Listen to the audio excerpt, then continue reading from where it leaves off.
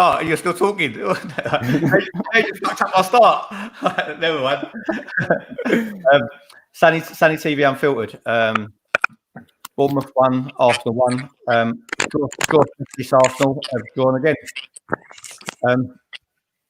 There's a bit of clicking, so everyone's going to have to come back in again. Wax, go out and come back in, mate. I just want to see if it's you. And everyone's going to have to do the same thing. It is him. It's late and it's clicking. Might be, I don't know. It might be. On there. Someone's got their volume up, lad.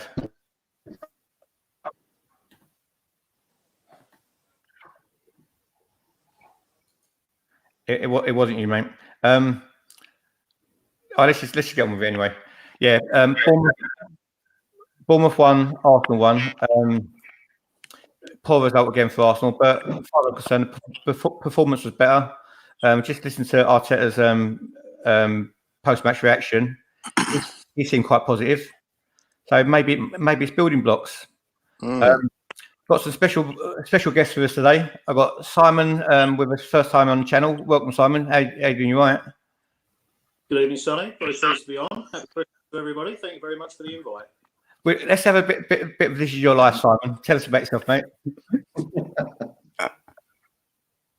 I've been watching Arsenal since the 70s. Probably first game in about 75 or 76.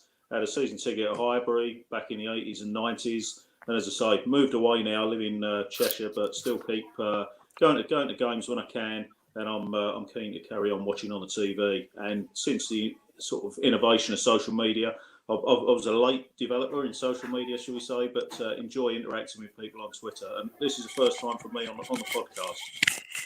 Simon, only some people on Twitter, mate. Only some. Got Wacky D with Wax. How's it going, bro? You all right? What's going on, bro? You good, yeah? Shout out your channel, Wax. Yeah, you can catch me. It's this Wacky D online, all one word. And we've got Crazy Goon with us. Crazy Goon has been with us from day one. How's it going, bro? You all right? All good, brother. You? Everyone good? Next to him, we've got his twin brother. Jerome, how you doing? Hello, mate. Yeah, all good. Thanks. All good. Thanks. Very happy to be making my debut. So thanks for having me on. You're welcome. And if you could spot a good looks in the top right-hand corner, you see Melvin with more hair than his son. But Melvin's got a better look. Jerome's a better dancer, I've heard. Melvin, welcome, mate. How you doing? You all right? Yeah, good evening again. Thanks for having us on again. Really looking forward to it. Jerome, welcome to the channel, bruv. Cheers. Thank you. You're welcome to come on as well whenever you want. Your thoughts on Arteta's appointment and what do you expect from him, and your thoughts on today's game? Was there any difference than last week? Definite difference, I thought. Very happy with Arteta.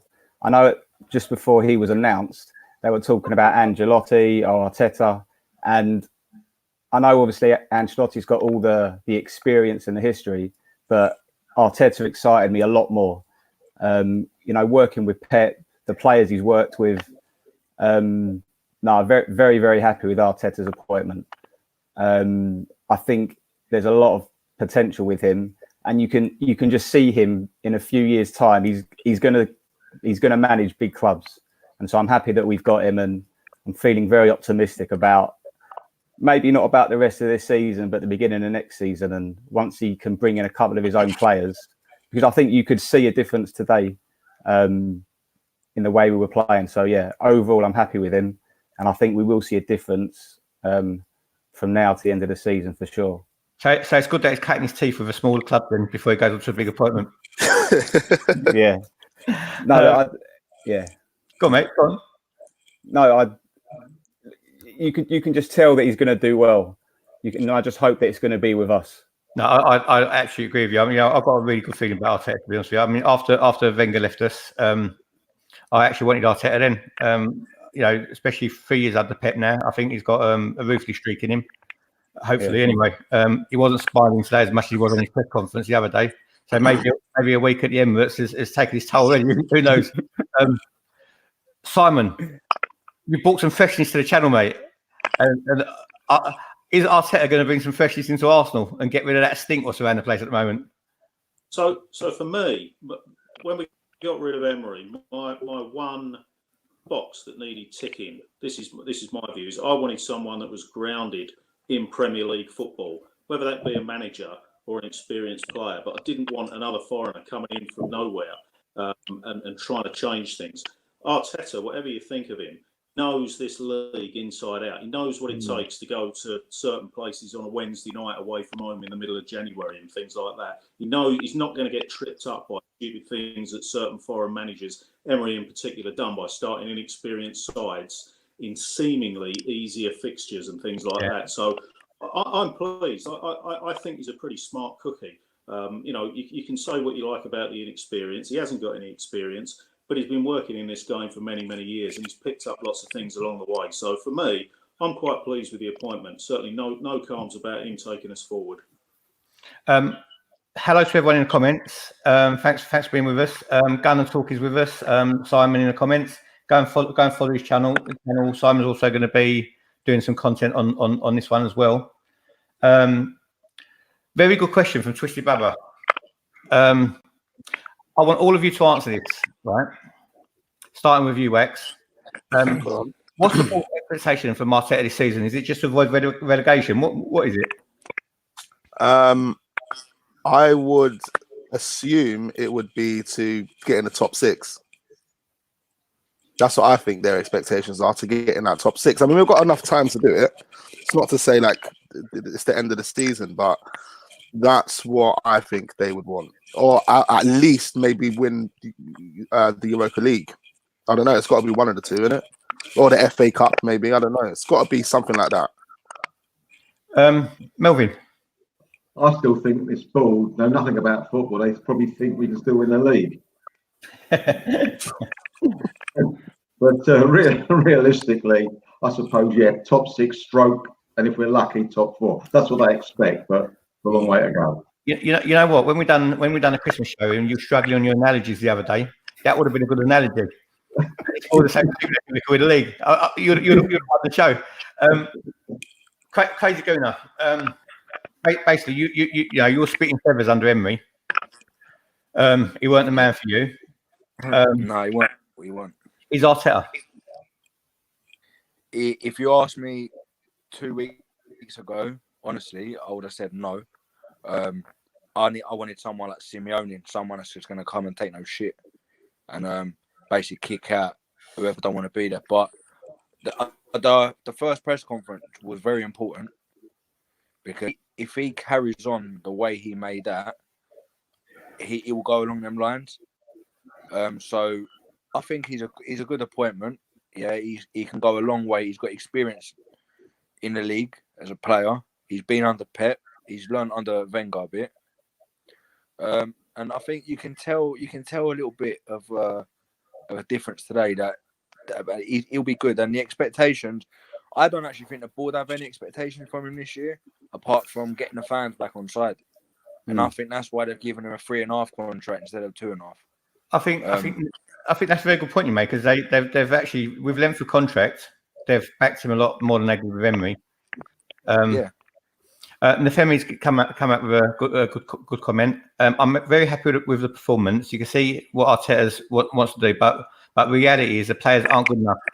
Once Arteta gets his players in, we'll be competing again. Lacazette was too wasteful. Lacazette was Jeffers today, mate. It was fucking Francis Jeffers in disguise.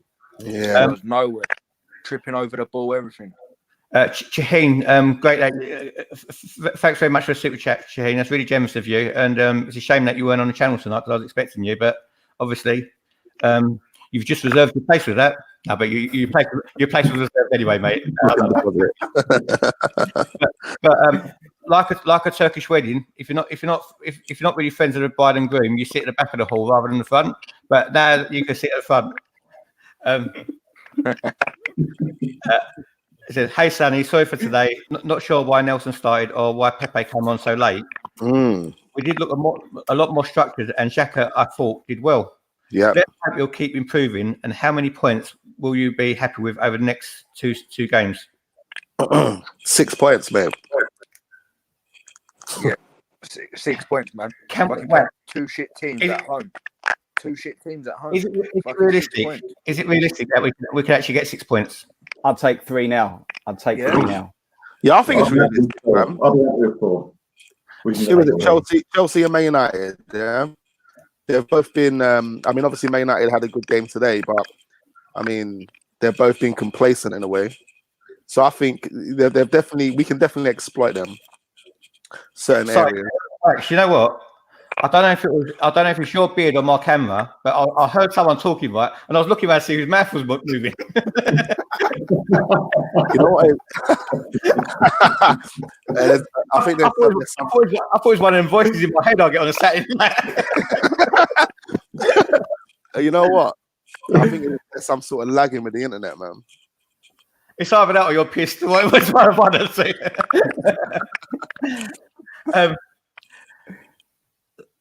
Simon, where can we improve? And what's going on with Nicolas Pepe?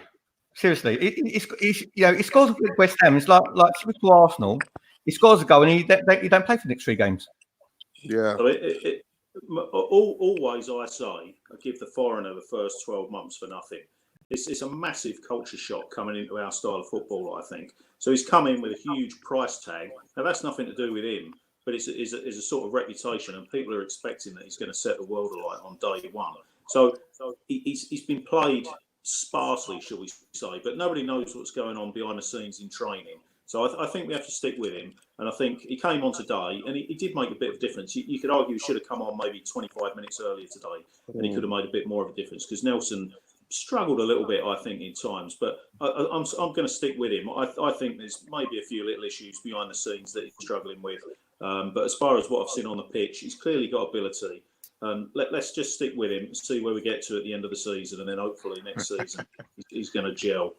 Easy to say that, and people want instant results, but remember, Henry never got in the side when he first came to Arsenal, so it doesn't happen straight away at times. Simon, I'm going to say something which you're not going to agree with, right? I know, like Melvin, you're a old school gooner, and also Jerome's got has got the same bloodline, right? Gooner might agree with me, and Wacky's street smart, so he might agree with me as well, right? Arsenal's youngsters, I said today, they've got as much future as a one-parent woman in a hostel, right? On crack, and no money, bad looking, and bloody ugly with no teeth, Or bad dressing. and the Jeremy Cole show's over, so you're not going to get a career in television either.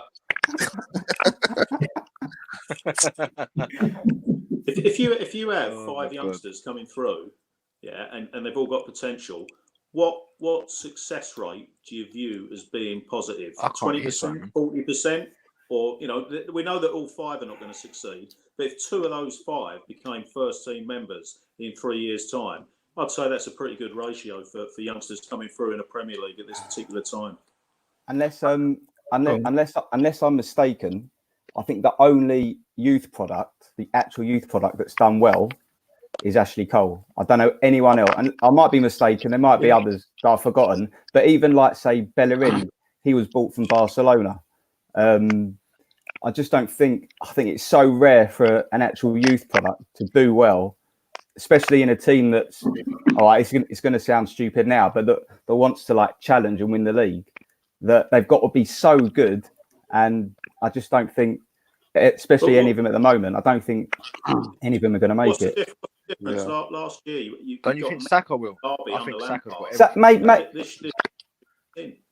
They've just been thrown in way too early, and they've been thrown in all together in the wrong type of team.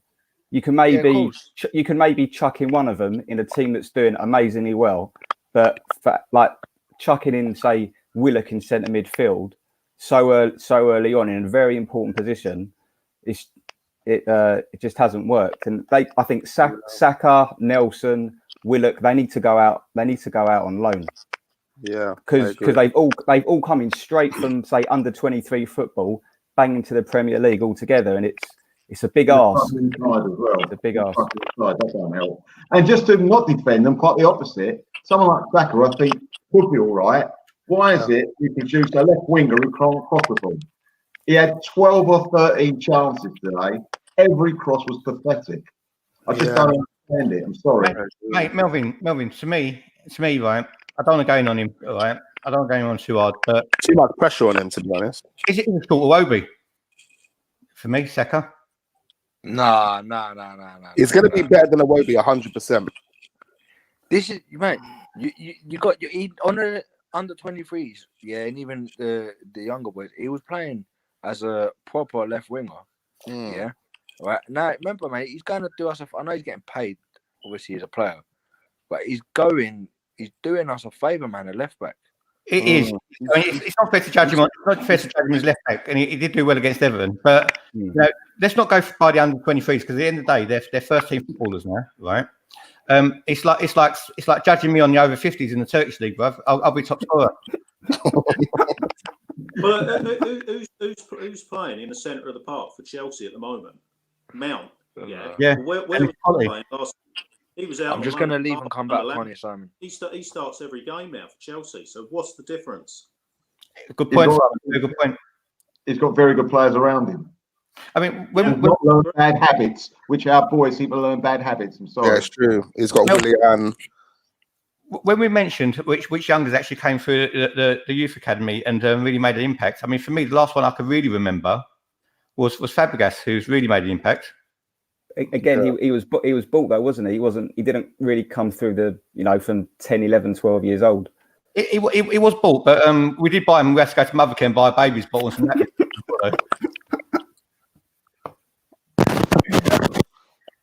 I mean, there's reports saying that Granit Xhaka has basically told everyone he's leaving.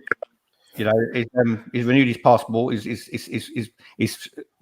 filled his Louis Vuitton suitcase and he's off to Germany. Will he be missed? I don't think he's out of Germany. I think he's so slow he missed the plane.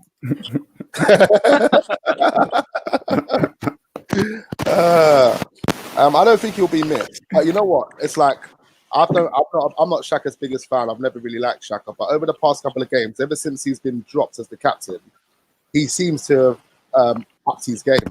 He seems to be performing much better. Do you know what I mean? You know what? Personally, if I was a person at Arsenal and or his agent, who, maybe not his agent because he looks after his interests, but if I was a person at Arsenal who looked after flights and travel arrangements, I would have got him a refrigerated container, mate, and sent him back that way. Yeah. So the question is, let's say he goes. Let's say we got a great fee for him. If we don't buy anyone, who plays in that position? Yeah. Exactly what I was thinking. Exactly what I was thinking. Yeah, I don't. We need additional players. To be selling. Yeah. I think we've got to be positive. I think we've got to be positive. £45 million. You've got a £45 million bid. You're probably going to sell him because it's a good bid. Unless Absolutely. you can bring somebody in to replace him, I see us being weaker without him than what we are with him at the moment. It sounds strong. That's what I think will happen. It is. So it's a poor position to be in, then, isn't it? Yeah. Absolutely. I mean, The club's allowed to happen. I mean, basically, Xhaka being captain was Emery's downfall, wasn't it? Yeah. That downfall. Like for me, Willock's not good enough. Guendouzi's not good enough at the moment. Mm-hmm. Torreira was liable for the goal today. You know. Yeah. I don't think he's good enough. Our middle of the park is what's causing us so much problems in defence. Yeah, it is. I've been saying that for ages as well. We haven't replaced that situation. We haven't replaced that situation since Vieira, Gilberto Silva. Since then, we haven't replaced it, and that's where we've been leaking goals from for over a decade. You know.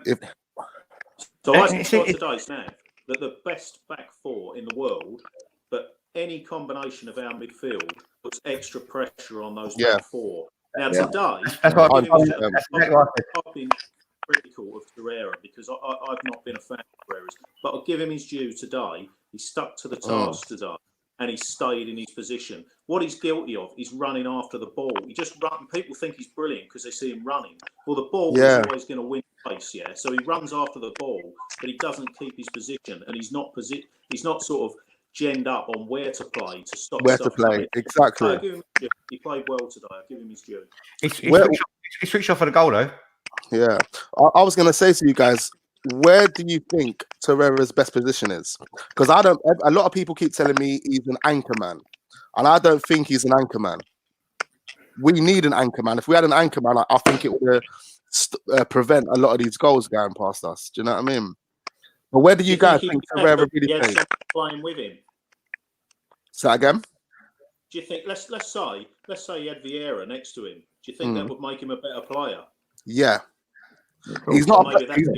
He's not a player that can sit back by himself. He needs that support. Correct. He's good defensively. He can be good defensively, but he like you said earlier, he runs. He goes too forward too much, and he lacks concentration. If you're a defensive midfielder, you need to have a lot of concentration, and that's what's costing us. But like you said, if we get a real DM, Decore, someone that can sit back and really support Torreira, then we'll definitely see a better player. 100%. This He's is not strong enough. He's not big enough. He's got every tackle he makes or challenge has got to be 100% because otherwise he's not going to win it. He's a big guy. You don't have to be 100% to win a challenge. Yeah, and that's what we need for so long. Yeah, that's why I reckon we need that big player, that big anchor man to sit with him. If we've got that anchor man sitting with him, then that allows Torreira to not only do the defensive work, but it allows him to support the advanced player as well. He's got a decent pass on him. He obviously lacks moving forward with the ball. So I think, we need to just find a real anchor man. Mate, you know what? You know that saying, he's not big enough. It really annoys me. You know why? I've had women all my life say to me, "You're not big enough," right? And I thought, my height. This is a really good question. Adrian Rabiot, would you take him on loan? I don't think he's a big lump though. He's a bit of a player. Yeah, he's not a defensive. He's quite silky. I don't know if he's a big lump, but the thing is, Torreira was supposed to be like the, defensive midfielder, and obviously physically he's not, especially in the Premier League. He's not. Yeah, unfortunately, it's not. Yeah. Well, there you go. Not the right build. Would you take 40 million for Xhaka or 35 million for Xhaka and replace him with Rabiot on loan until the end of the season? Yeah, 100%. Yeah, definitely. I think Rabiot is a good footballer. He's got quality, but his attitude with him. Yeah, I'm about to say that. Wrong attitude. No, his attitude is awful. Yeah, he had that situation with the French team when they called him up and he rejected it because he wanted to be in the first team instead of a backup player for the injured players. Do you know what I mean? Jerome, go out and come back in a minute. I just want to see if that's you, and then I'm going to ask Crazy Goon if that's him. Jerome, go out and come back in. It's not Jerome either. Crazy Goon, go out a second and come back in. It's him. Yeah. Cool. Peace and quiet. Bloody Turkey's the guilty one. It's bloody Turkey's one again.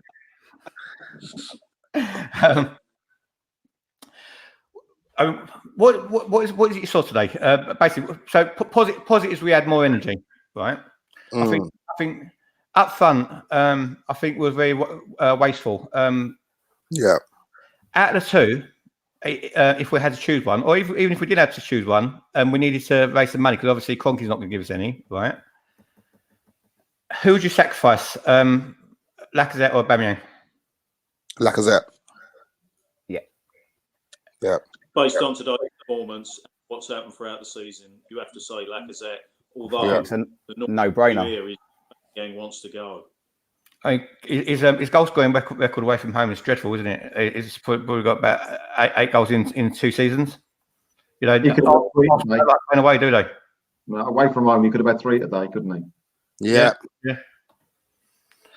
That's one thing. He gets the ball stuck between his feet too much, man. I don't know what he does there. Yeah, he does. Yeah. So let's go through some player ratings. Also, everyone on the what's name in the comments, please give me your player ratings, right? We're doing really quickly. Start with Melvin, but everyone give their play rates for the same play, yeah? Go Leno, Melvin. 6. He had nothing to do, just average. I mean, Arsenal also only had, was it 2 shots on target the whole game, was it? Yeah. Wax. I'd say the same as Melvin, 6. Simon. I'll give him a 7. He made a good stop from Fraser in the first half when the score was 0-0, but limited saves to make. Yeah. Jerome. Yeah, I'll go 7. 7. Based on what, mate? Based on everything he had to do, I thought he'd done all right. Based on he got blonde hair and he was a good-looking German geezer. Yeah, and he was wearing a nice kit as well. Crazy Gooner. Can't even hear ya. Leno. Ratings. Can you hear him? I can't hear him. No, go out and come back in. Can't hear.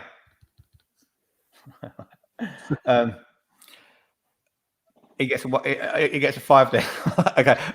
Right. Let's go Saka. Right. I'll give him 4. Crossing let him down today, didn't it? Yeah. Well, I don't think he was defensively brilliant either. Yeah. Rex. I agree with Melvin, 4. He wasn't that great. I think there's too much pressure on Saka, man. Too much pressure on him. We need to bring in a left winger ASAP, man. Go and buy a Delafeu or something like that right now. Like, The geezer's getting £30,000 a week, bruv. Eddie, you're gonna have to go out. That sounds you know. Yeah, man. Let me go to my. It sounds like he's making popcorn. yeah, I can hear that as well. Si, what's yours, mate? I'll give him a 5. He's playing out of position. His instinct is to go forward. And to be fair, he wasn't as bad as a lot of people are making out. I think I'll give him a 5. But as I say, predominantly he's a winger playing out of position. Jerome? I'll give him a 6. I didn't think it was that bad at all. Do you know what? Your son is a positive guy. He shouldn't. He shouldn't even be playing there. Really. Yeah. Yeah, but the main point is he was not getting crosses in, and that was being a winger. That's a thing that you should be training on every single week. Do you know what I mean? Or every single day. And out of how many crosses did he do, Melvin? He had 12 attempts and only got 1 across. But he's playing left back. He shouldn't really be judged on his crossing, I don't think. No, what a terrible comment, Jerome. So if he's played as a winger, we could judge him on his crossing. So if he's played as a left back, no, he's playing in a different position. Well, so it means you can't cross the ball. Yeah. At the end of the day, he was do what you got to do. Even though he was playing left back, and that's not his position, he was still doing what he would normally do as a winger, and it wasn't working out. So whether there was protection behind him or not, he just wasn't getting that ball crossed over. So that's why he gets a 4 anyway. But yeah, Crazy Gooner. We're on Saka. Is it Saka or Maitland-Niles? Who are we on? Saka. So 6. Can you hear me now? 6. Yeah, 6. Yeah. Let's go to Maitland-Niles. I'll give him a 3. I thought he was clueless in Seattle. Really was poor. He gave us stupidly. We weren't even under pressure. He kept giving the ball back away, and also his first reaction was give the ball back all the time. The only time he takes a chance was when he puts it square up in the air. I didn't see anything today that I liked about him. He's gone backwards out of all the youngsters. I think he's the one backwards more than anyone else in there. Mate, the geezer's so laid back, right? It's like a cross between Snoop Dogg and Huggy Bear at Starsky and Hutch. You know what? yeah, It's ridiculous how he is laid back. You're right. He's so laid back. You know what I mean? What done it for me with him? What actually changed about when we played Leicester last year, right?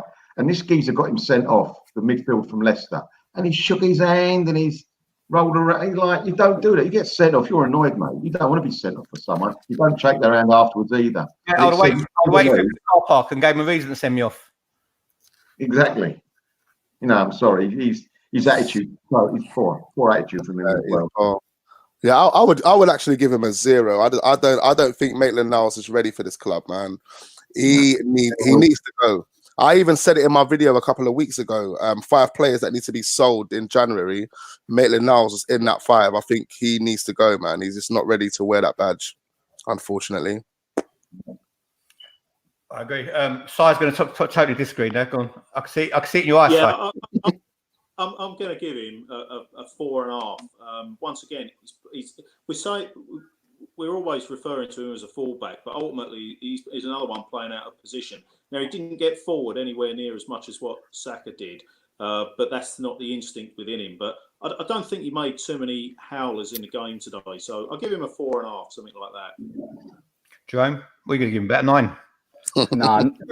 I'll go 9.5.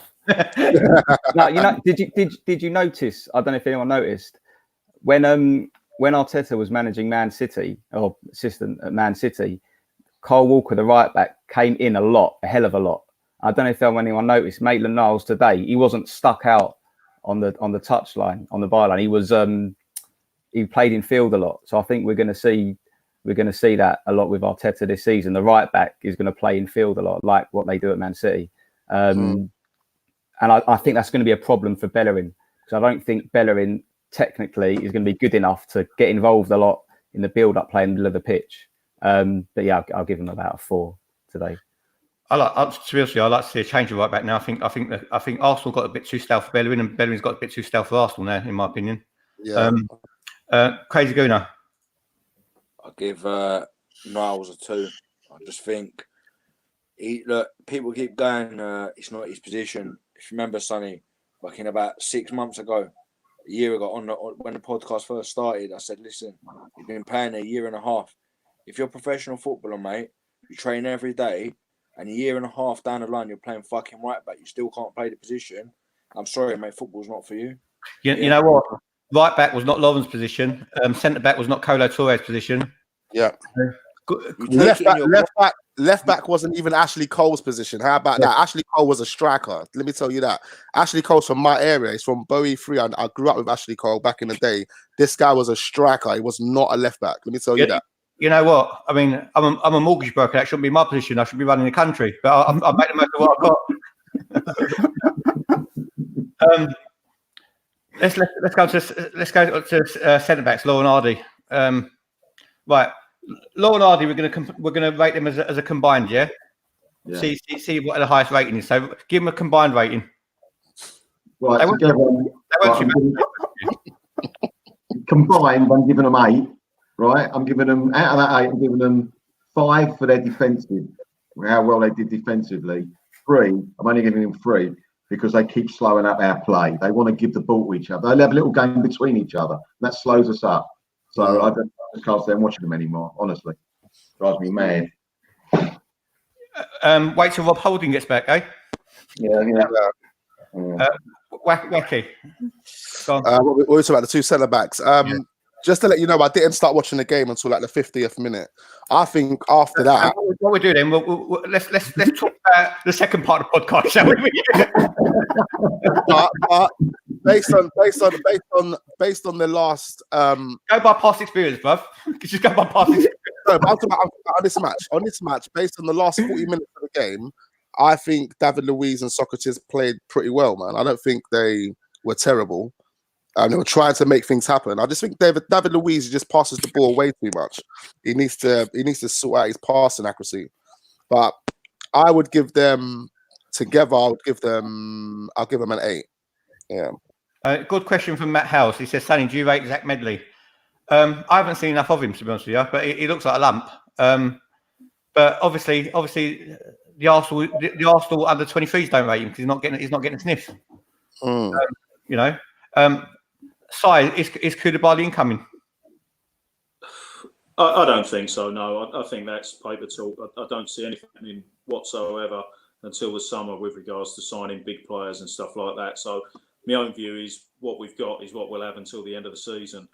Based on today's game, I give that combination a 7. I don't think there was any major flaws that happened there. Socrates made a very good tackle in the first half going back there. But if you look at the last 2 away games, conceded 1 goal in 2 games. We'd have all taken that sort of at the back end of last season because we were shipping 2, 3, 4 goals all the time. Yeah. To me, I think there's been a slight improvement in the last couple of games. So I'm sort of encouraged. So I give him a 7 out of 10 now. Do you know what? Do you know what, Simon brings a balanced view to the podcast. You know, that's right though. That's got to be right, isn't it? It's true. It's true though. It's true. What you're saying is true. Jerome. Oh, so this each out of 10. No, combined. Well, I think they're both shit. So I wasn't even going to give them. But I agree. I think they're both not good enough for us. I think Louis. He done a very good ball. I think a through ball. I don't know if it was the second half. I think maybe Lacazette threw on goal. But I know he should. You know, his main thing is to defend, not set up goals. I'll give them both 5 out of 10 for today. I can't wait to rate Mustafi for when he came on.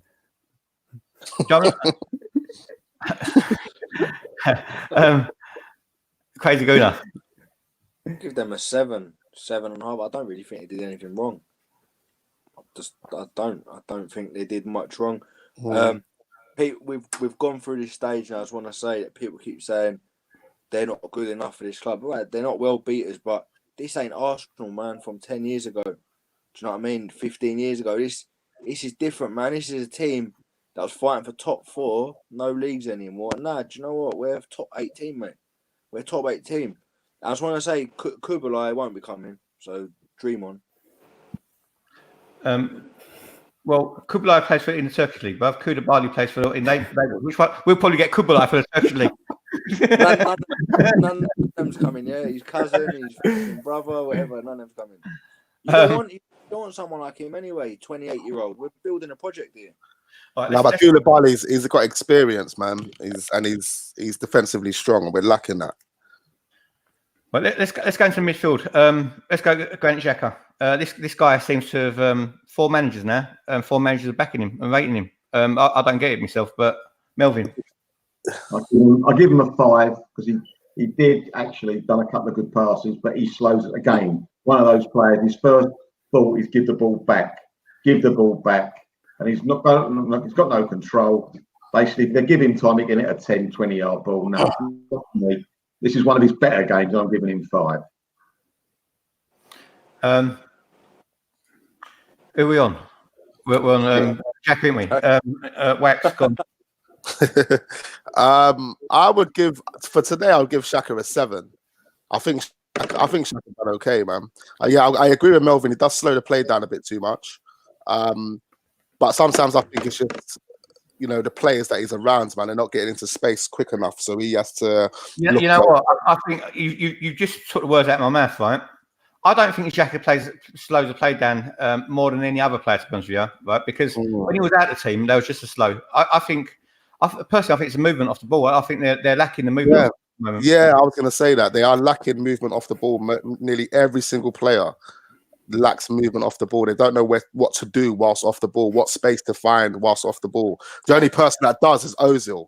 So he knows how to find space, but then the other players around him can't work magic like he can. Do you know what I mean? So it flops. It's true Ozil finds a lot of space because he goes missing in it. But people ain't finding him. If they find him in those spaces, he'll be able to find look how many chances. Look at I didn't even watch the full game. It's a mate. We'll come on to him. Simon Xhaka. So I thought that the best part of our team today was the difference that I saw in midfield. I thought there was a lot more intensity in midfield than what there's been in other games. A lot more closing down. And I thought it complemented the attack a lot more. So for me, I thought certainly the two of them, the pivot in midfield there, Torreira and Xhaka, played well together. So I'm going to give him an 8 because I think that I can't remember a single thing that he done wrong today that led to any sort of counter attack or major incident. So I'm going to give him an 8 out of 10. I thought he had a good game today. I think they're definitely our best midfield combination by a long shot. I agree, and you can only judge what we've got. You can't be judging it against people. Against Everton. Against Everton. yeah, against Everton as well. I thought that was a lot better against Everton though than they was today. Yeah. I'll give. I'm not Jacka's biggest fan at all, but for him, I thought this was one of his best games. I'm going to do a half. I'll go 6.5. I'll do a Simon and put a half in there. Kieran's yes. Kieran is the goalkeeper for AFTV FC. And you know, he's always on a podcast as well. Go give Kieran's channel a follow. KS1. Nice geezer as well. Crazy Gooner, what's your rating for Xhaka? Give him 8. Don't think he did anything wrong. Lucas to me, like, everything come through him. So he always wanted the ball. Let's not do what Arsenal are doing, right? Let's not all go the same way. Let's go the other way now. Let's start with Simon. Let's mix it up a bit. Who for? Torreira? Yeah. Yeah, do you know what? So I've been critical of him, and I've said it already. I think he runs after the ball, and his positional sense wasn't good. To me, today was the best I've seen him in an Arsenal shirt. I thought he played well. He made some really good tackles. His positional sense was so much better today. So for me, he was our man of the match. So I give him an 8.5. Demon's marks. I thought he played well today, Torreira. I think he done a cracking tackle in the second half. I think in our box, I'll give him a 7.5 for today. You know what? I'm not going to really. My play rankings are not really going to be fair today. The reason being, I was doing a watch along, and I spent more time watching the comments in the comment section because obviously I had to reply to people, and I weren't really, and you can't really focus on the game. So I'm going to go by what you lot are telling me. Crazy Gooner. I thought you were going to rate the comments out of 10. No, I'm not. No, I'm not. Basically, I like to be honest and fair, and I don't think I'd be fair if I weren't paying enough attention to the game, to be honest with you. Because the bits I was watching, I was bored. I probably weren't watching the game properly. Crazy Gooner. Give him an 8. Yeah, it was faultless, really. Lumberg, how many Simons on his? You know what? Simon. The reason I've got so many Simons, they all come cheap.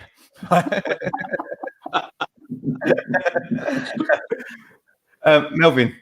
I thought he was our man of the match. 8, definitely an 8, at least an 8 for him. And also he kept us ticking along, pushing the ball forward. At the smartest chance he had was pushing the ball forward. I thought he was terrific today. Well, based on that, then, if they're both linked with moves away, where's that leave us? 15th. You know, if they are both linked with moves away, and we get two central midfielders in, are we automatically improving, or are we not? And the thing is, I think we've actually, even though Ceballos only played well against Burnley and he's gone a bit missing, I think we're really missing Ceballos as well. I don't think Ceballos and Xhaka can play together though. I don't buy into that, mate. I think if you're good at football, you can all play together. In my opinion, no, I don't buy that. Good footballers can play with good footballers. In my opinion, that's just the way I see it. I think that if we get rid of the pair of them and we get a big 6'12" geezer who can play and Ceballos, that'd be much better. Well, let's read out Gunner talk. So I don't want to feel left out. Xhaka totally at sea for their goal. I agree with that. That's what I said as well. His inability to step out with the ball for the edge of the box is brutal. I actually agree with that as well. He plays a key position, but hasn't got the tools. We need to upgrade as soon as possible. I also agree with that as well. Yeah.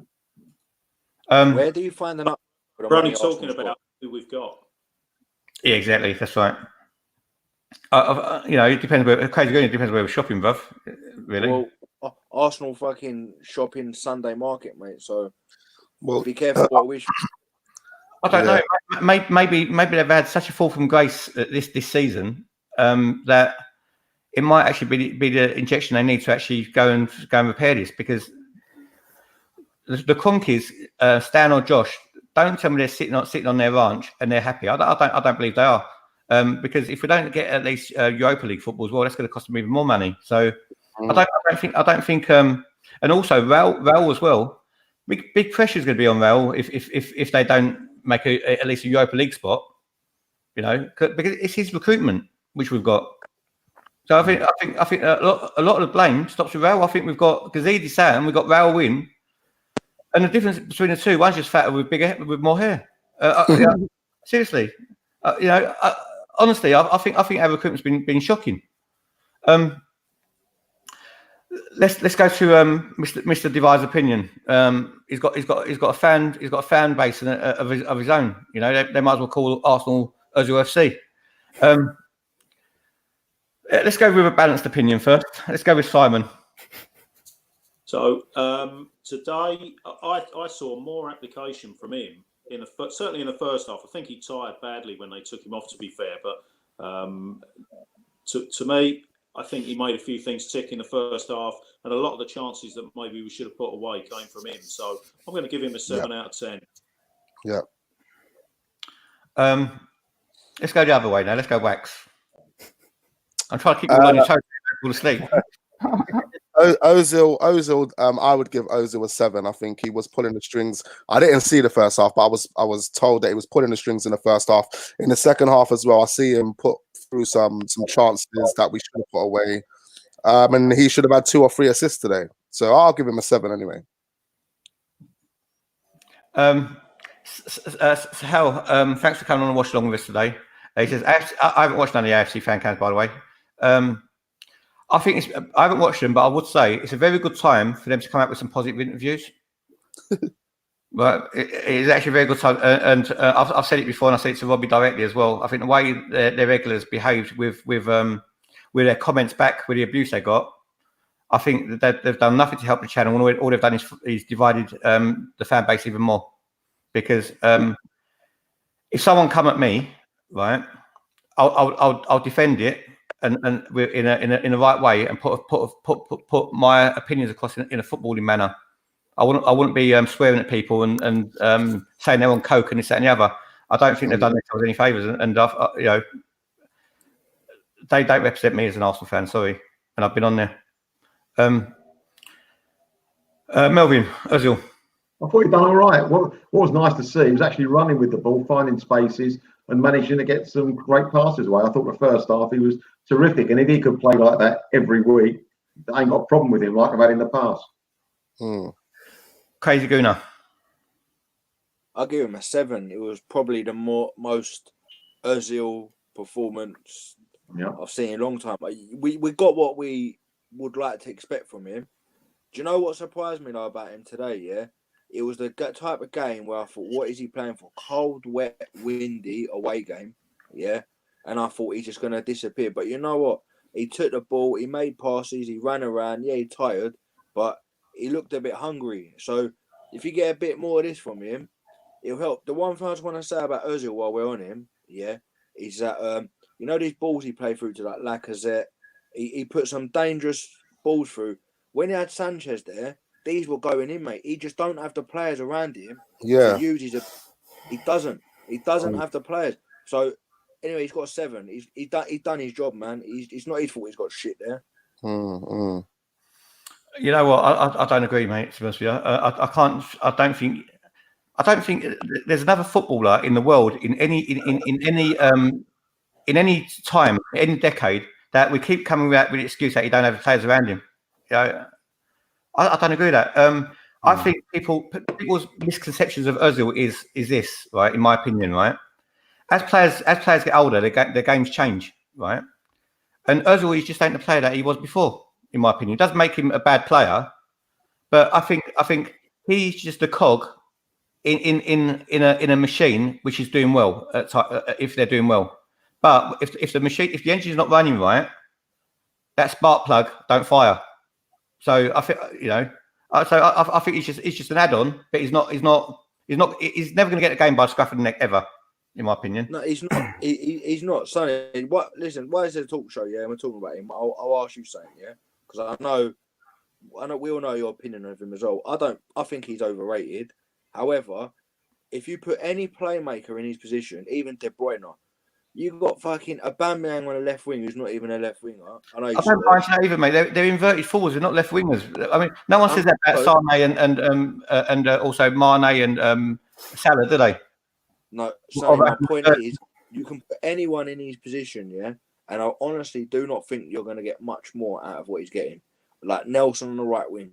The players, listen, that's my opinion. I don't think he's the answer for us. I'll tell you what my opinion is. I'll tell you what my opinion is. Crazy going, right? In my opinion, if I was Mikel Arteta, right, no one's going to agree with me either, right? I'd play him as a deep line midfielder. To pick up the ball around. Yeah.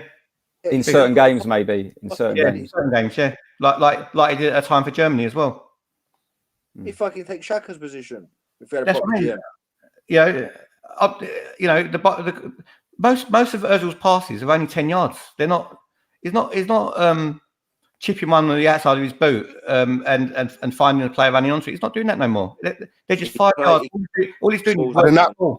But then that boils back to us saying that players on our team don't know how to work off the ball. If he had players around him, they don't make runs. If he had players around him that knew how to make runs and knew how to work off the ball, mate, I'm pretty sure he will be doing much more of the passes that he'll be sending through. For me, Wax, if he was on 150 grand a week, I won't be digging him out. But 350 grand a week, and it's affected Arsenal's buying power because of FFP and everything else. I think for that reason alone, I think it's just a player we could do that. Absolutely. All right, let's go on to the forwards. Reece Nelson. Fucking hell, mate. Let me start. Can I start with that one? Was he playing? This guy, Reece Nelson, right? We honestly, Arsenal fans, we really, all of us thought he was going to be the next best thing. What's happened to him? I just think he was hyped up. He was hyped up in the first place for no reason. I've never seen nothing from Reece Nelson that's made me believe that this guy is going to be a world-class player. Nothing. There's not one thing that I've seen in the whole time that he's in Arsenal. So I just don't know where the gas is. I think it's because he's English, he's from London. People just want to gas him. That's what I think it is. Mate, you know what? Jadon Sancho is his mate, right? And they're around about the same age. And the closest he is to Jadon Sancho is like a shadow when he's walking behind him. Yeah, literally. Sai, go on, you're going to stick up for him now. I know you are. So, yeah, you could say he didn't do anything wrong, but he didn't do anything right in his position. Yeah. He was free several times to put crosses in, and he flew them straight over the body in the middle. So he's end product, I thought. But so he didn't do anything drastically wrong. I'll give him a off at the office. It's a confidence thing with him.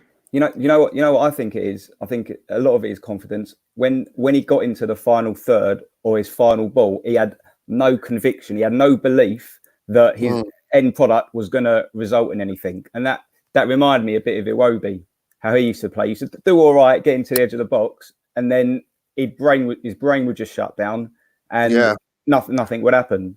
It's a shame because like technically he looks all right, Reece Nelson, but it's just there's a belief. I don't know if a manager can change that at all. But you have to remember, like in the Championship, there's players in the Championship that have got the technical ability to play the Premier League, but they don't have the mental ability.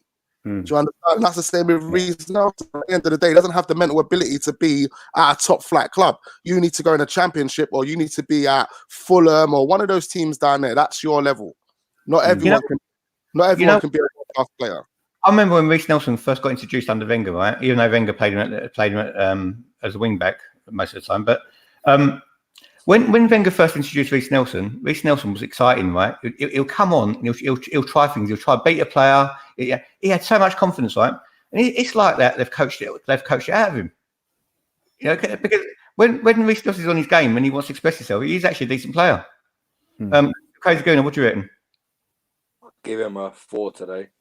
I think there's a decent player in there, but confidence is a massive thing, and we're in a position to carry no passengers, and I don't think he'll last, man. And more it continues, first 15 minutes, I think he was alright today. He tried to beat the man a few times, but his decision making is terrible. Like he had a chance in the box where he could have either put his foot through it or just played it back along towards 6-yard box, and he fucking didn't know what to do. Yeah. So you know what? We'd actually be a better team. We'd actually be a better team with Iwobi and Mkhitaryan in it at the moment because 100%. whoever steps into their shoes, into their shoes, you know, they ain't done it. Unai must have been smoking when he decided to sell Alex over Reece, man. I want to sell Alex over Reece. No way, mate. If you offered me 35 grand for Alex Iwobi, brother, I'd have taken it all day long. To be honest with you, you can't. Listen, to be honest, Alex is the only guy in our team that drove forward with that ball. There's not one guy in that ball that has the passion that Iwobi had for Arsenal. There's not one guy in that team that runs with the ball, that plays direct, that the way Iwobi played. I reckon we'll probably be better off with Iwobi right now. We probably have more chances to attack with Iwobi in our team right now than Reece Nelson or even Saka, honestly. Iwobi at Arsenal was all right, but Everton, his pants, to be honest with you. Brittany's kind of question says, Sonny, the question we should be asking is why is Nelson being chosen over our world-class top signing Pepe? Pepe is nowhere near world class for one, but he shouldn't be chosen over Pepe. There's got to be an attitude problem with Pepe. He must be. I think it must be work rate in training. Do you think? Go on. Sorry, Wacky. I was going to say, do you think that playing Aubameyang, Lacazette, Ozil, and Pepe, it's just, I know it sounds great, but it's just so attacking, and that he wanted to play like a Reece Nelson there, someone that would maybe work a little bit harder to compensate, because I just think playing the four of them it's too attacking. Yeah. I don't know what you guys think. I don't think so. I think they're attacking. No other team plays with 4 attackers in the Premier League on a regular basis. So away from home as well, you've got to shore up maybe a little bit more in the middle of the park. Simon, they're not 4 attackers though, are they? They're not 4 attackers. You telling me? Yeah, but dominantly what their end product is, isn't it? Yeah, but sorry, you telling me no other team has? You know, we don't usually play with Lacazette and Aubameyang together. Or, you know, we did today, but you know, at Manchester City they've got a David Silva, they've got a Bernardo Silva, they've got a Kevin De Bruyne. Yeah, De Bruyne is better. De Bruyne is better than any player we've got in our side. Yeah. True. He's even better than Leno in goal. Yeah, put De Bruyne in goal. He'd probably be the best goalie there as well. Probably. But what I think the problem is with Pepe, and the reason why he's being left out of the team right now, is his level of communication. That's what it is. He can't communicate. Can't speak English. And I just think that's what he's lacking. His communication on the pitch. That's what I think it is. If you gave me £140,000 a week, right, I'd learn Martian. Honestly. No, absolutely. It's not even just that though. I just think there's other things that he's not doing. Maybe like looking up as much, looking for his other team players. He seems a bit too selfish. That's another thing about Pepe. He's a bit too selfish, and those players don't last. Those players get clamps. Those players end up getting. I agree with you, mate. I don't agree. If you've got a player who could beat someone and make things happen, you've got to let them express themselves. You can't restrict them from doing what they're doing. Yeah. And what do you guys think? But what's he done though? What has he done? Honestly, you have to be real, man. Like, what has he done? He beat Virgil van Dijk in a 1-on-1. Yeah, but cool. No, that's cool. But because he's got pace, Like Walcott would have probably beat him in a 1-on-1 on pace. Come on, got his pace. That's it. When he beat Virgil van Dijk, it wasn't just on pace. He showed him it wasn't just pace. He's got some ability. He loses the ball. Like he forgets. He needs 2 balls sometimes because he don't have the ball with him when he does try and beat a man. But he's the only player in our team who can drop a shoulder and go past someone. What do you guys think of this? I've been saying it for ages. I'll play Pepe at number 10. Yeah, I would. Yeah. I want a number 10 who like a Jack Grealish. You know, Jack Grealish would be perfect for Arsenal. In my opinion. What it's been like with Pepe so far, it might be different under Arteta because he might coach him better. It's been like give Pepe the ball on the wing, right? Go on, do something. That's what it seems like with Pepe. And maybe if do you know what I mean? Teammate rather than express himself. He can't even get in the team. Yeah. I'm not seeing that enough Pepe. Obviously, we need to give him time to adapt and so on and so forth. But I'm not too sure, man. All right, Mr. Miserable. Let's go with Lacazette. Mr. Miserable summed up 2 people. Lacazette. I actually meant Mr. Miserable was Lacazette, but let's go Melvin as well. Lacazette, I think he got a 1 for putting his boots on. Well, I don't know if they did put the boots on the right feet today. No, 1 I give him. He was clueless today. That's probably the worst game I've seen him play, in all fairness. Shocking. Absolutely shocking. This is what I want to ask, because it's like Lacazette at Lyon, he was a Don, scoring goals for fun. I mean, he was scoring more than 30 goals every single season. So was Pepe. Same as Pepe. This is what I'm saying. So Dembele and Yeah, exactly. Now, does that mean that can anyone just go to the Farmers League? Can they go to the French League and score goals for fun, and not do it in the Premier League? Because Laka, Pepe, both scoring goals for fun in France, but they can't do it here in the English League. Why is that? Why It's do you the guys time on the ball? You don't have time in England to fucking take a fag break. Yeah. You need to think of your next move before the balls even come to you. You Yeah. gotta be thinking, where am I going if this ball comes to me? Yeah. In France, you can think about that when the ball comes. You've got a split second. You cannot do that here. Yeah. And that's the difference. That's where Lacazette he felt, isn't he's dangerous. He puts himself about. Yeah. But that's his problem. He needs that touch. Yeah. He needs that touch to set himself. You can't always do that in England. You need the ball, man. Control, hit it. There you go. You know what? I agree what you say, but a couple of times today, he didn't have to control the ball. It was laid in a plate and he still couldn't do it. So it's nothing. Yeah. So what does it come down to? Decision making poor. Yes. Yeah. Yeah, but the other he should have been it first time. A couple of times he waited and he waited and he waited, then he got tackled. No, I'm sorry, his decision making was very poor. Decision making, yeah.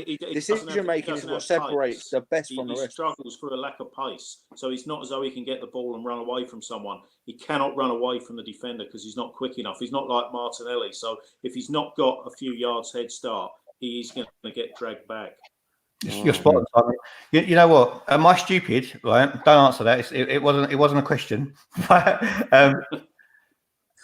But is our forward line no better than when we had Giroud and with Walcott and whoever was on the other side?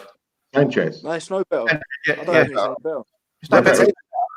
Reputation's bigger, but the players are not better. We had a balance. We had a balance then. We don't have a balance now. Yeah. We had like even when we had fucking Shamak, we had players on the wings that would contribute more. Yeah. It comes down to team. The whole team, there's no structure, man. There's no balance. There's no structure. So you got Aubameyang up front. I just think, imagine this geezer had a good left winger and a right winger next to him.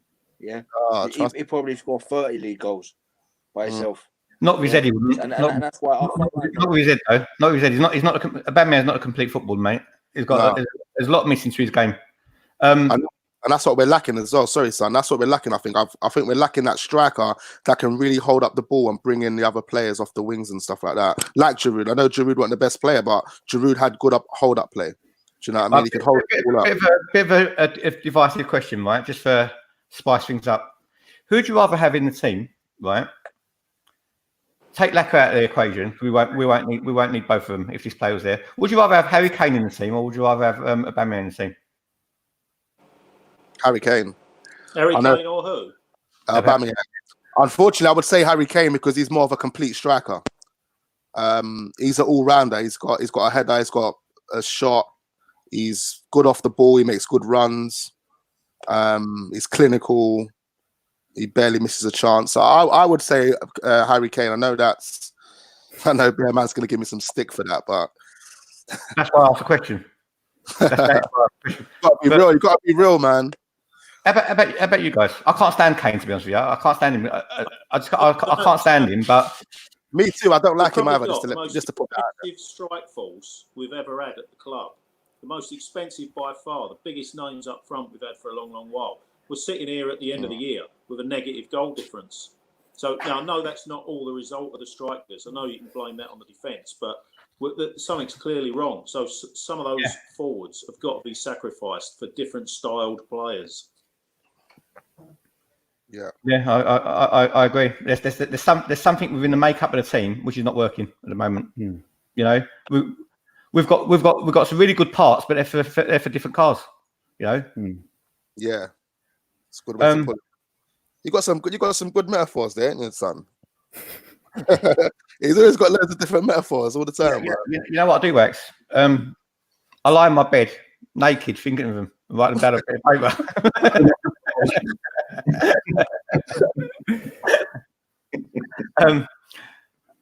What are we rating Arteta then for his first game? I'm going to start, if you don't mind. I'm going to give him a 7. No more than that. I thought it was too late bringing on Pepe. Yeah, that's the only decision he made wrong. Yeah. I wasn't sure about the Willock substitution either. I don't know why I brought Willock on. Yeah. You know, I hope the one thing that he hasn't picked up from Arsene Wenger, with all the good things Arsene Wenger done there, which he could have picked up, is bringing on something too late. Yeah. No. Ljungberg was doing the same thing as well, wasn't he? Yeah. That concludes the game, because basically it's a good job that we're in the Christmas period, because we've got another game coming up really quick, so we can forget about this game. We can put this game to bed. Yeah. You know, let's look forward to Chelsea. Chelsea lost to Southampton today. You know, they're not as good. They're not as good as everyone's making them out to be. Right? I think they've lost about 3 of their last 5 games. Like, isn't it? You know, they're at home. They're at home. What's that, mate? Is it right they've lost more home matches than away matches? Yeah. Home form stinks. I don't think the away form is that bad. So last weekend against Spurs, they brushed Spurs apart. Yeah, it did. Even before Spurs went down to 10 men, Chelsea had that game dusted. They could have easily won 3-4-0. If Chelsea turns up, then they're going to give us a real good game. If the Chelsea turn up that lost at home, Bournemouth or Southampton today, then we'll win. Yeah. So what would Freddie do? Not Freddie. Freddie won't do much. He just sit there pouting, won't he? He won't do a lot. But what would Arteta do against Chelsea? To what can he do now? Is there anyone else he could bring in? What would he change for Chelsea? Bear in mind, we are at the Emirates. We ain't won there for quite a while either. He needs to keep doing the same thing, man. I don't think he set up bad today. He played bad. We had quite a lot of chances. I think it's got to be a continuation. He's got to be working towards a particular style, regardless of who we're playing. If you keep chopping and changing, we need to start getting our own philosophy back again. Yeah, all right. You're going to take some losses with it, probably quite a few for now till we get a few reinforcements. But I think he needs to do more of the same. If we play how we did today, at home, the crowd will be up for it as well. Right? Don't let in any stupid early goals. All right. And I think we see a positive result, and I think we just got to do a bit more the same. Paul Myers, that's a good question. Yeah, we're doing New Year quiz, because I thought the other one at Christmas was really good. Mm-hmm. We're doing New Year quiz as well. When's the last meaningful game that we played where we didn't go behind, where we didn't concede first? Half of our problem is we're always chasing the game because we always concede the first goal. Wouldn't it be lovely to get 1-0 up and be threatening to go 2-0 up? Instead, we're 1-0 down, pressing all the time. We never ever start well. Simon, even at 2-0, it's not safe. It's not even a safe score for us, is it? 2-0 for any other team in Premier League, you think it's a safe scoreline. For Arsenal, it's not. Even if we went 2-0, it's not a safe scoreline. I'd rather be 2-0 up than 1. Yeah. So obviously we got. You know what? Another question: Are they big games coming up against Chelsea, Man U, or are they just big in name? But in respect to our season, are they big games? 100%. I think they have more importance now because of. Listen, if we take 6 points out of them games, all right, straight back into a race for top 4. You are in touching distance. If we get 2 points out of them games, I don't even want to talk about it. Yeah? Mate. But if you get 6 points, you can catch, man. You can catch. No, I don't even know you could be talking about top 4. To be honest with you, seriously, I think. If you get 6 points, that's gone, mate. That's gone. That's on the other side of the rainbow. That's gone. What do you guys think? Do you think top 4 is still realistic or not? No chance. No chance. No, top 6, man. Would have to go on an incredible run of 14 wins out of the remaining games. They haven't got it in them, Simon, have they? They really haven't in them. No, If I they- agree with you. I think if we even get into the top 6, Arteta would have done the most unbelievable job to get us there. Absolutely. You know what? To be honest with you, I don't know about you guys. I'd rather they didn't get into the top 6. To be honest with you, I'd rather have a season at Europa League. Do a Chelsea, because Chelsea. I swear they won the Premier League. They had that time at the. They won the Premier League that season. They went in the Champions League, weren't they? Conte just come in, won the Premier League, and cut out, didn't he? Yeah, the difference is Chelsea were league winners the season before that.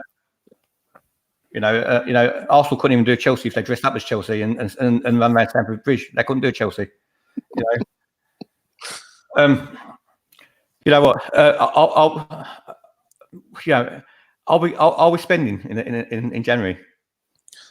No, rumours say that we've only got about 20 million, apparently. Melvin, what do you reckon? I think we'll get a couple of loans in at best. I don't think we're going to spend any money. I mean, I really don't. I just think, and also, really, if we, I can't see us beating those two teams. I just cannot see it. Honestly, I want to be positive. So I'd like to be optimistic, but we just can't do it. I think every game now is the same because it's worth 3 points, and we need points at the moment for confidence and for where we are in the league. So I don't care who we beat. As long as we beat them, fine. Crazy Gooner, are we spending in January?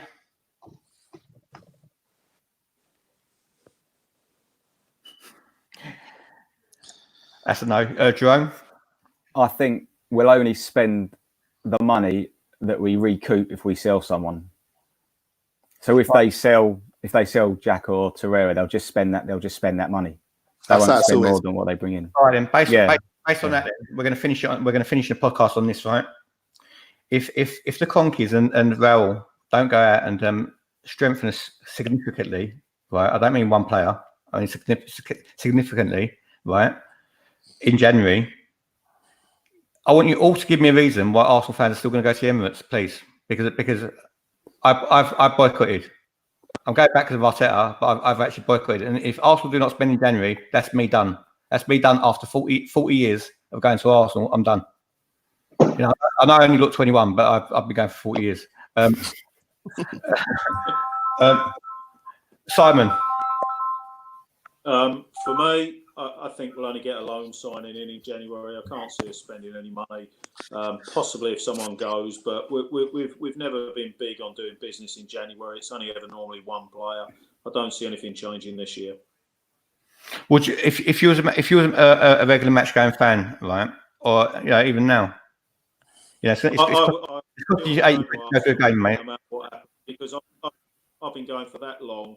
Nothing's going to stop me going to Arsenal. I've seen so many things change. I've seen good times and bad times. So for me, people get caught up about the Cronkies. Yeah, what you got to understand is a sole owner, is a multi-billionaire. You're not going to drive him out by doing a protest or something like that. You've just got to accept that he's there. If he wants to sell it at some stage, he will. You've just got to let it pan out and see what he does. Nobody's going to change his mind. That might be unpopular, but that's the reality of the situation at the moment.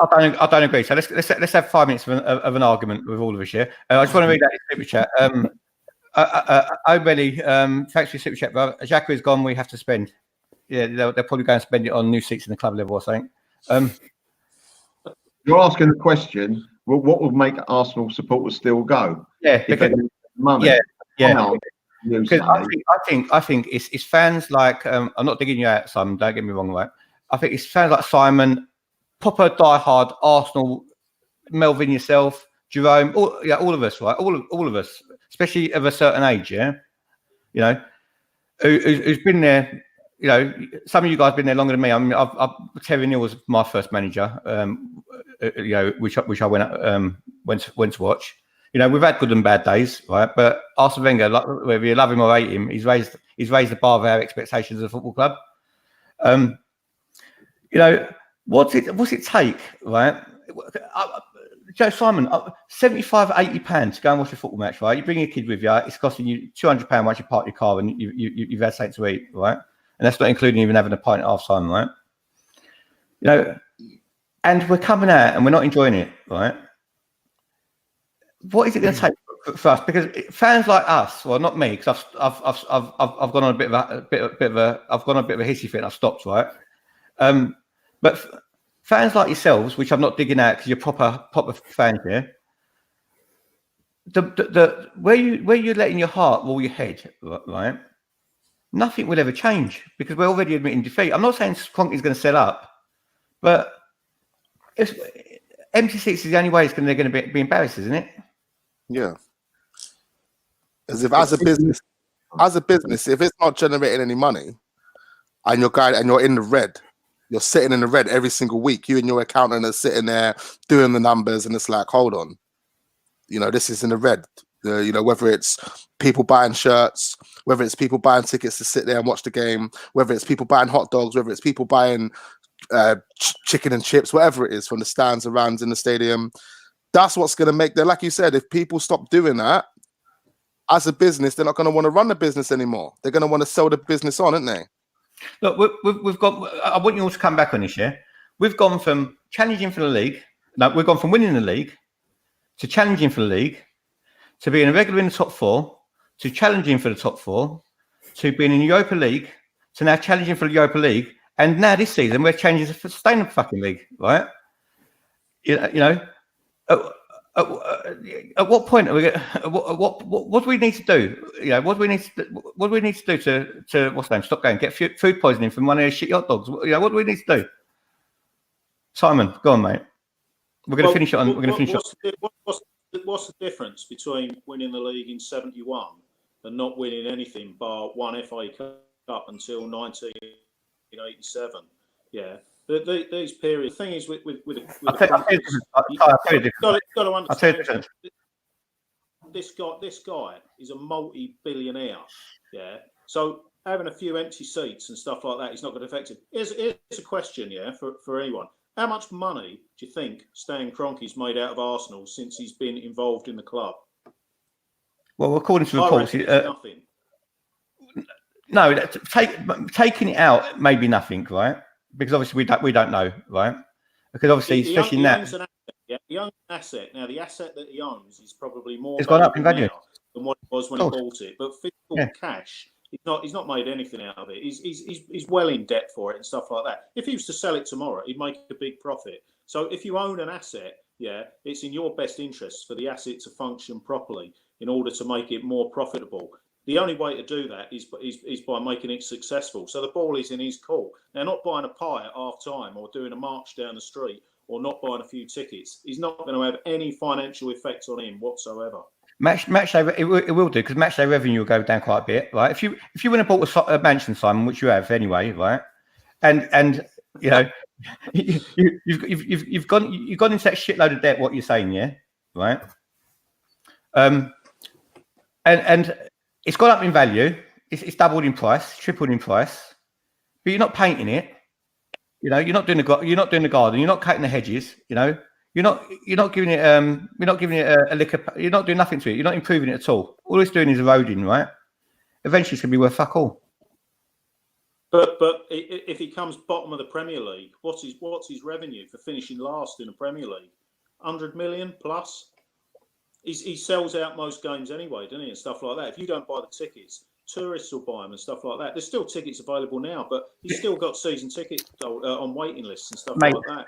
The season ticket holders, if we all walked out and we weren't in the game, we walked out half time, I think it'd embarrass him around the world. I mean, it probably would, but whether it'd be enough for him to do something, I don't know. I mean, that way, care for you rubbish, right? It's still got, for me, it's a bit wishy-washy. Just load of it's like a load of masons sitting down in a bloody private bunker somewhere, all thinking of 2 lines to write in a letter, right? But it's still got to give us an answer. And Josh Kroenke has tried to have more of a presence, but he told us to be excited. I ain't excited. I'm not going to get. It's not a lack of cash that's been spent, is it? Money has been made available. Who, at the end of the transfer window, was unhappy in the summer? Who was unhappy, saying that we'd done bad business? I was. Well, an £18 million net spend. They never fixed the defence. They got Dougal to sit a centre back. But most people were raving, weren't they? Don Rao and all of this lot. They're fanboys, isn't they? Generally, were over the moon. Mm. I don't know. To be honest with you, I would have taken Ryan Fraser over Pepe at the moment. To be honest with you, you know. Yeah, Should have went he's not worked out as everybody thought Said he would. before. Would have said that's half money, boy. So the moral of the story, Simon, what you're saying, we'll just take up the arse and wait to see what happens next season.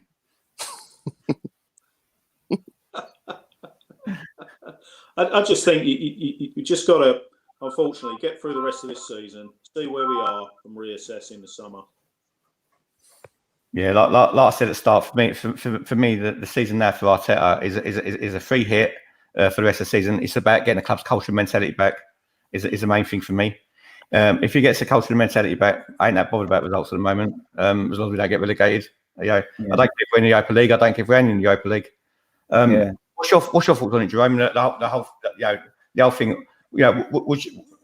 Would you turn against Kroenke or would you not turn against Kroenke? You got to turn against someone. It's human nature. We've got to be arguing about something, mate. It's hard. It's hard because not going anymore.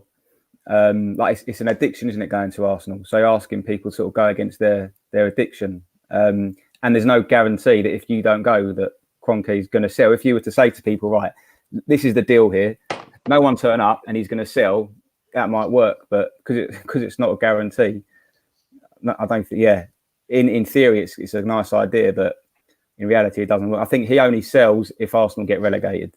Age, no one has said a low net spend is any good for Arsenal. No one said that. To be honest with you, if we spent the right money in the right areas, it doesn't matter what your net spend is. To be honest with you, the net spend is irrelevant. I think the last 10, 15 years, maybe not 15, the last 10 years, the judgment in our player recruitment's been horrific, and that's why it's been a slow decline. Just the judgment in the players that we've bought it's terrible. Crazy Goon, your season to get older. How do you feel about it? Do you know what? It's hard to walk away. You know, Sonny, I was like you since Wolves. Yeah, stopped going as well. Not because I don't want to go. Listen, I think I could speak for all of us in a sense here. And most Arsenal fans that have been or go and supporting the club for a long time now. I don't go to watch Arsenal just because I want them to win. Well, I mean, of course I want us to win. I do. Yeah, I do. That's the problem with we're a fucking fan base. Sonny, we're going for fucking day out now. You're mistaken, yeah. Why I stopped going is I saw the club doing nothing. There was no effort, yeah. They're not trying. One club can't win everything, yeah. But what I want to see Arsenal do is fucking try.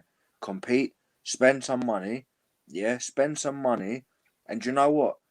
We know we're not going to spend money like City, but clever recruitment will allow us to compete.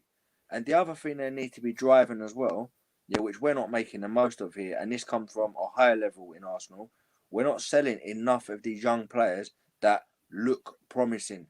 Because the money you can get for English players now to the Championship, 20 million. You can get this kind of money. These players, yeah, you know, people like Nketiah, yeah, I don't think he's going to make it Arsenal. Scoring a few goals in the Championship, mate, means nothing. If you get 15 million for him, see you later, mate. I'll take Arsenal going to sell Nketiah for £8 million, where Liverpool go and sell. Who's that when they sold him, calling him getting seen for not 19 million? Danny Ing. What's his name? Brewster. Is it Brewster? Solanke? Dominic Solanke, is it? Yeah, Solanke. That's it. That's it. Yeah. What's that telling them, boys? It's not negativity against it. Again, it's not even negativity against any of the players or the manager at the moment. It's what needs to be done to if anything needs to be done to get Arsenal to be taken seriously again and to give the fans a bit of faith back. Melvin, how about you, mate? What's your final thoughts on it? You've been going Arsenal since the dinosaurs, mate. They were better than dinosaurs and all. No, I think that Kroenke will never go. He had a fantastic bid a couple of years ago. 3 bids that I know of, and one of them, he didn't even reply to it. As I say, the only thing we'll get rid of him if it's bad publicity, stroke, losing money, stroke, second division, then I think he'll walk away. But it's a bit it's stupid, really. I don't want Arsenal to do badly, but it's a bit of a double-edged sword here. It really is. And it's a shame. I'd love them to be I'd love them to get as booked with us as they are, as we are with them, and things would be great then. But I don't see them going. It'd be a lovely Christmas one day if that happens, but I can't see it. Right, one last question, just a quick question. One last one, right? Very quick one, right? Because Arsenal, Bank of England club we once were, right? We was a club which stood for class, yeah. Most of our fan base wanted a self-sustaining model, and that's what we got. Okay. Based on hindsight now and how football has gone, and what Man City had done, Chelsea's money and everything else, the Glazers, all of them, the money they put in. Do you think most of our fan base actually wish for the wrong thing? Go on, Melvin. I'll let you answer that first. Melv, you there? Melv, Simon. I didn't get the end of the question. No, I'm saying this guy keeps going. Go on, carry on. Sorry. I'm saying most of our fan base wanted a self-sustaining model, based on the way football's gone and the money was coming to football. My internet keeps going. I don't know what's going on here. I said, based on the money was coming to football, was that self-sustaining the Arsenal fans' old school mentality? Has that been detrimental to the club now? Or would you want a Russian come in and pump billions into it? The game's changed, isn't it? You gotta move with the times. The game's changed. Like as I said before, like in theory, it's lovely to have a self-sustaining model, but you're not going to win.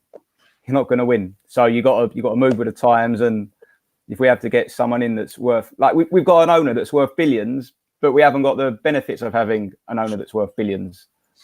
It's like we've got the worst combination. It's like having a big cock and being a virgin. What's the point?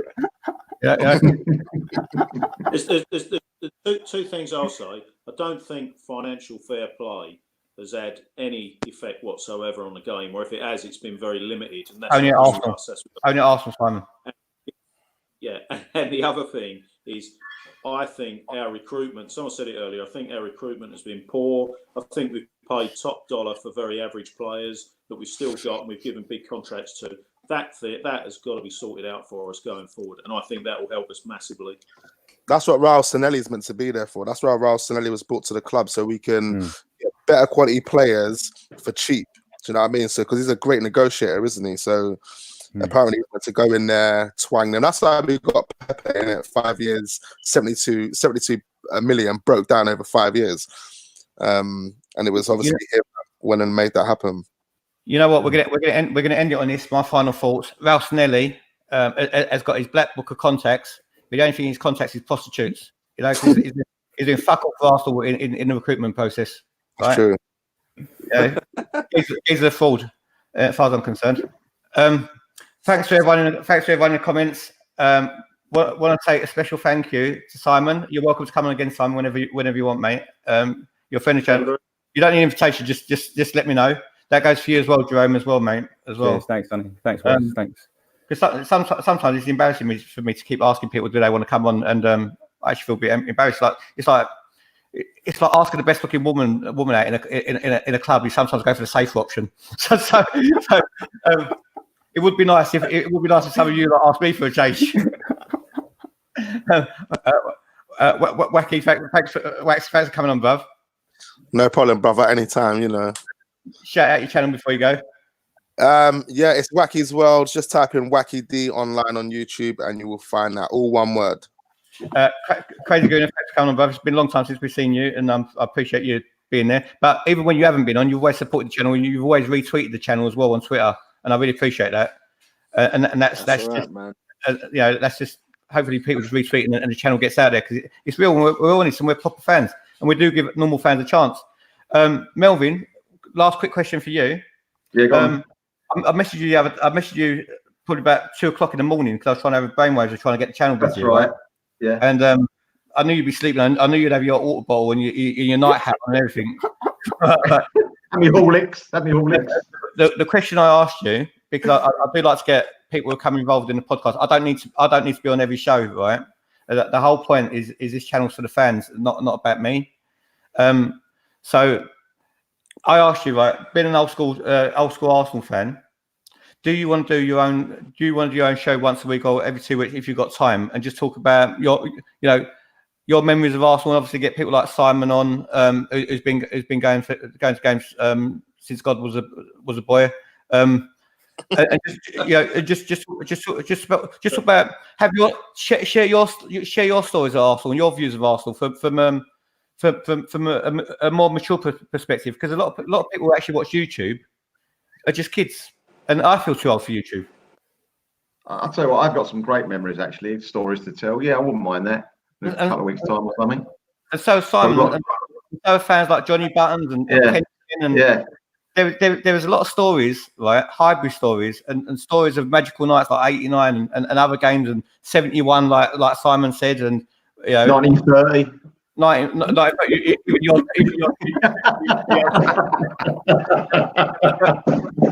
If you want it, and also anyone who's watching the channel, if anyone is watching the channel and they've got ideas of content, I am willing to share the platform with you so you can have it.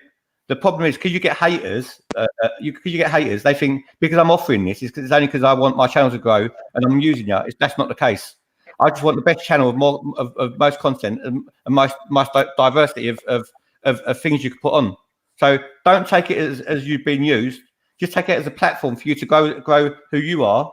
And if you want to go and do your own thing afterwards, you're welcome. You know, no one's got you to a ball and chain by your laptop. You know, so anyone who wants to put content up, this channel's for the fans. Just send me a message on Twitter and let me know. That's it. We're at. Like I said, thanks for everyone in the comments. Please hit the like button if you can, please, and also share if you can as well. Other than that, we're out of here, and I hope to see you all again. Take care. Bye. Thanks a lot. All the best, boys. Bye. Nice.